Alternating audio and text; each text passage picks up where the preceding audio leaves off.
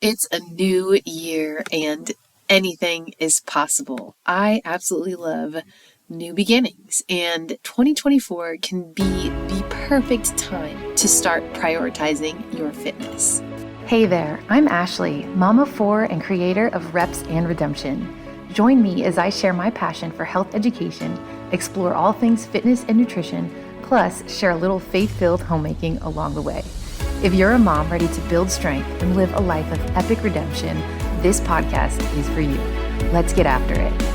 Have you ever had a fitness focus for the year? What about a quarterly goal in your fitness and health routine, or monthly, and how about weekly? Today, I'm going to talk to you about 4 quick tips to help you focus on your fitness goals in this new year of 2024. I am so excited, and I think it's because New Year brings about fresh start, fresh beginnings, and I was kind of running myself to the ground the last probably November, December, especially with the holidays, traveling, and a lot of things going on in my own personal life and trying to keep this podcast going. There are a few things that I think can help us prioritize our health and prioritize our fitness so we make sure it happens. I'm trying something new this year and I'm going to have to focus. I want to get laser focused in for my own health and fitness benefit. And also, I think this can help you as well, especially if you are a homemaker like myself and you want to take care of your home. You want to make home cooked meals. You want to see your family and spend time with them. You homeschool your kids. It's going to help us when we get focused in on something. It's going to help us really get the job done and other things that are pulling for our energy and our attention. So if you're ready to set a challenging yet realistic goal for yourself this year, I want you to ask yourself a question. And that question is, right now, what makes sense in your life? Not my life, not your friend's life, not somebody on Instagram's life. What makes sense for you where you're at? I'll just give you an example. For me, I no longer have a newborn. I guess he's not considered a newborn anymore, but he's still a baby. He's about to turn 6 months. Then I have a 2-year-old, then a 6-year-old, and a 21-year-old adult. I've got a lot of things going on. I have so many blessings in my life, but there's a lot of pull on my time, my energy, my attention. So I want to be really focused in on what am I going to do with my health this year and how am I going to focus so that I can create the most optimal health environment for myself and then also extend that for my family. So the question that I want you to answer first is, what makes sense for your life? And be honest. Are you, needing a little bit of a break? Maybe you need to take some time off to rest and recover. Or maybe you need to just seriously go all in and really get your body moving this new year. Be honest for a moment also. Are you using your kids or motherhood as an excuse to not do something? Let's leave that one in 2023. Okay? Are you with me? So in case you need to hear it, motherhood is not an altar for our health and fitness to die on. We don't want to do that. We want to show up for ourselves, for the temple that God gave us. We want to honor that, eating healthy with movement, and also showing our kids that our health truly does matter. On a side note here, I will be doing an episode on words for the year, and I think that can really help us just kind of stay on target with what we want to accomplish as moms and as people who love taking care of our bodies or are learning to start prioritizing our health. And I want to talk about that as well. But to just preface, it kind of goes hand in hand with this episode. So we'll probably dive into that probably next week. But I have a few things that I want to point out and a kind of a mini list of how we can really, really hone in on focusing on our health and fitness. And instead of taking like the year as a whole, like with one focus, because we're going to expand in the next few episodes on that, I want to kind of break it down into 4 weekly tips that are really going to help us stay on track. Now, this is something new for me because normally I just walk into the gym and do what I need to do and get out, and I don't really have an overall arching theme or a plan. I'm in that state of just progressively overloading, lifting, and kind of the same workouts. And I I need to change things up a bit because of the season of life that I am in. So keep that in mind for yourself and feel free to make these your own. So here we go. 4 weekly tips to help you focus on your health and fitness in 2024. Number 1, I am going to nourish my body. Number 1 is nourish. And what I mean by that is I'm going to hydrate. I'm going to drink a lot of water, more water than not. And then I'm going to track my protein. And then the third thing within that little, bucket of nourish, I'm going to trade up my choices. So this is going to be a lot simpler than it sounds. But what you want to do is if you like, for example, I'm just going to think of like chips or something.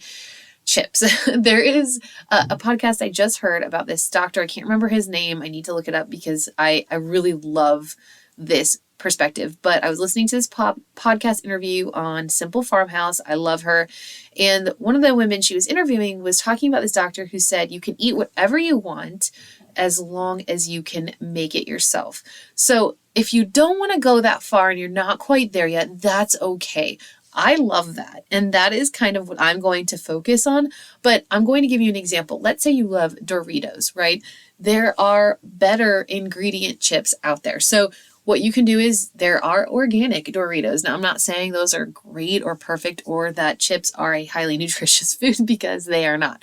I'm just saying in the nourish bucket to prioritize your protein, your hydration, and trading up your choices. So another example would be like if you really want Chinese food and you're like, oh my gosh, maybe you're pregnant and you really want Chinese food. How can you make it yourself, make it, cost effective, make it in a timely manner, and you're just going to use better food. You're going to use better ingredients, and it's going to be a lot more nutritious for your body. And it is very important, especially as busy moms, that we nourish our bodies. And I don't know if you can tell, but I have been lacking on the nourishing side of things for my own health and fitness. And because of that, that's one of the reasons that I have a slight cold. And this is something that is really important and I need to do it. I must do it for myself and for my family. Number 2 is lift. Obviously, this show is called Reps and Redemption. We talk about doing the reps of hard things in all areas of our life in regards to faith, motherhood, and fitness, but you're going to strength train at 3 times per week.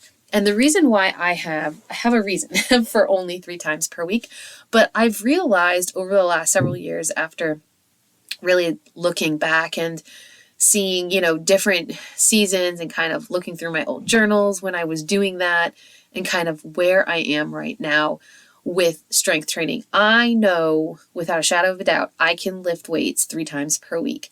More is also great, but I've also added in some other things and I'll get to that shortly, but 3 times per week, even if you're doing other things and you're highly active, is an excellent place to start and to stick to. So if you're every week, you're nourishing your body and you're lifting 3 times a week, you are already almost halfway there.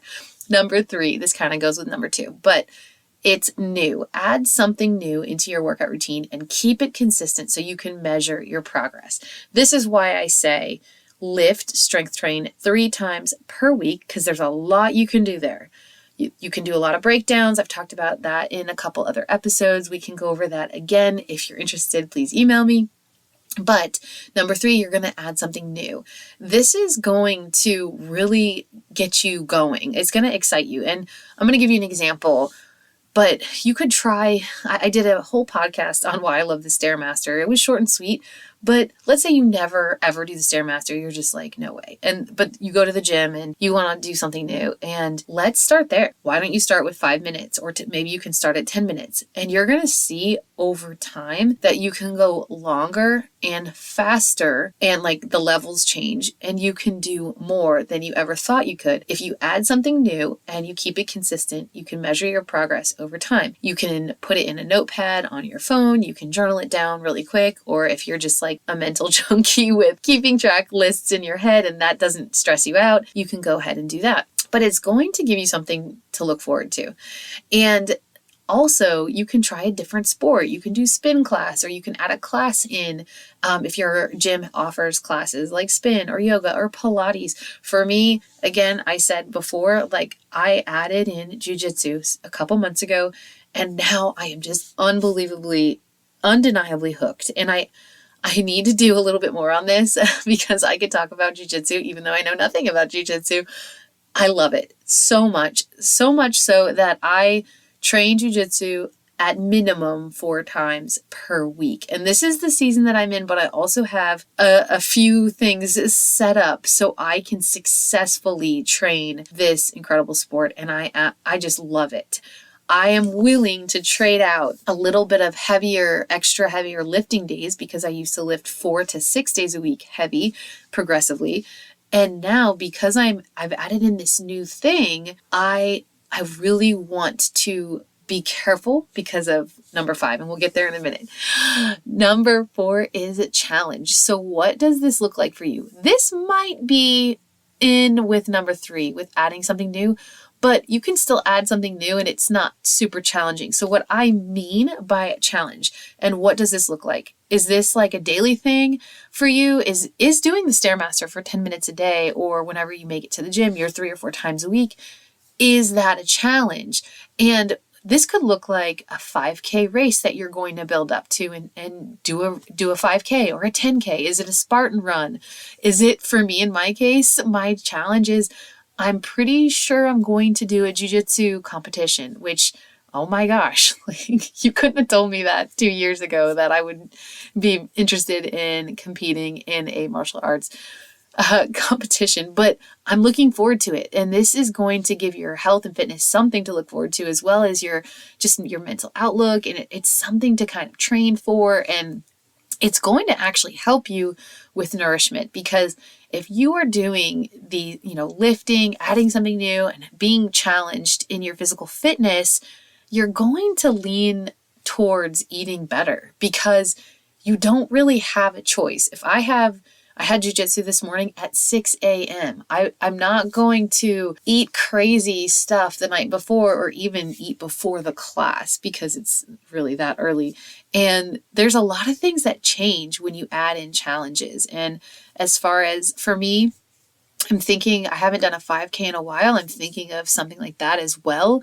It just kind of depends. I know the jiu-jitsu thing is I'm not signed up yet because it's still like the beginning of the year, but I know for me, it's a for sure thing, and I'm really looking forward to it. And I believe we all need a challenge outside of our household homes, the challenge of the laundry and the cleaning of the bathrooms and our kids' rooms and homeschool and making the bread. Like, those are all incredible challenges in and of themselves at times, not all the time, but they can be hard sometimes, right? So this challenge is you specifically, and it's a physical thing. I think it's very important that we have this for ourselves, and it really makes us better moms, in my opinion. I know it does for me, and I want to encourage you to do the same. Number 5, this is our last one, is rest. And rest, I don't mean like sleep, because let's be real. I mean, a lot of people say, or, a lot of, I guess, practitioners in the medical field, or even midwives and doulas, sleep when the baby sleeps. But if you have more than one kid, that's really not always a possibility. And then at night, your baby's not sleeping, or you're sleep training, or you're kind of like everyone's in a funk from the holidays and coming off travels and having guests, which is kind of where we are. I know that I just said, like, I'm getting into 6 a.m. classes, I'm training jujitsu, I'm doing all this stuff. Well, I've come to realize that I am in a season where I seriously need to rest and recover. So if I have a really hard night, my husband and I were just talking about it this morning on the way to jiu-jitsu, like last night was really tough. And I was thinking of this outline and I was like, I really need to prioritize my rest and recovery if I have that opportunity. And it might look like maybe not training 4 to 6 times a week in the gym and jiu-jitsu, because rest is really important. Yes, sleep is absolutely important, but just resting our bodies from the demands, the energy that we expend, and I am a high achieving person when it comes to fitness and my own physical fitness, and I don't want to stop. And I've noticed that about myself these last few years, and I will keep adding without taking away or slowing down, especially when I need to. So that's why I put rest in here, because I do think it's important to know, that we need a break. And whether that looks like 2 full rest days a week, which is kind of what I have penned in right now, is Sundays and Thursdays. I am like maybe a walk or a physical active, and then part of Wednesday. So I need to take a break and rest my body, my muscles, recover, hydrate, nourish myself, sleep, all of those things, so I can be up for lifting heavy, adding something new, and all the challenges that my mind can think up. But I do want to say, let's pick one challenge for the first quarter of the year. So think about something that you really want to do, or that you've really been thinking about doing, and do that thing. Like finally, even if you can't do it in the next 3 months, let's say it's one of those crazy races, like you needed to train for like 6 months to 8 months, start training today. You can do something. You can always do something. You can't always do everything, especially as a mom, and that's okay. I think that is one of the main reasons I wanted to do this episode for you, to encourage you that it's okay we can't do everything. Sometimes I wish I could. I've said before on the show, oh man, the things I would get done if I didn't need sleep. That's crazy, right? But sleep is so good for us, and rest and recovery is really underrated a lot of the time. So keep that in mind, and I will go over these 4 tips to help you focus on your health and fitness just weekly. So if you focus on these 4 things: number 1, nourish. Number 2, lift. Number 3, add something new. Number 4, think of a challenge. Number 5, rest.